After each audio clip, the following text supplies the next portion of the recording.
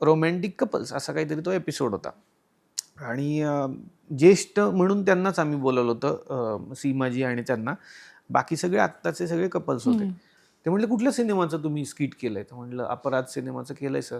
किती वेळाचं आहे? म्हटलं असं असं. मग गाणी बिणी सगळं त्यात तुम्ही परफॉर्म करणार? माझी भूमिका कोण करतं? म्हटलं भाऊ तुमची भूमिका करतायत.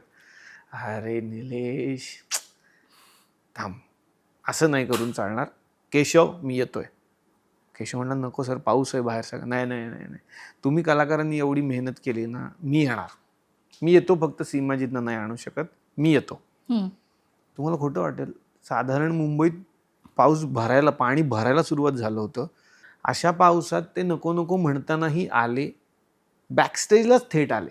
आम्ही म्हणतोय सर तुम्ही थोडा वेळ रिलॅक्स व्हा, तुम्ही बसा. नाही नाही नाही नाही नाही, तुमच्या एनर्जीसारखी आता माझी एनर्जी राहिली पाहिजे. मला हवा येऊ देत, मी आलोय ना.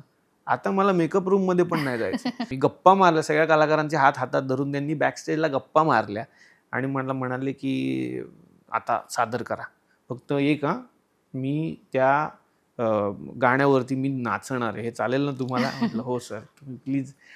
इतकं कौतुक वाटलं मला त्या व्यक्तीचं. आणि त्यांनी पूर्ण स्किट एन्जॉय केलं, त्याच्यावर खूप छान प्रतिक्रिया दिल्या. त्या गाण्यावरती ते नाचले स्वतः उभं राहून, किस्से सांगितले एवढे सगळे.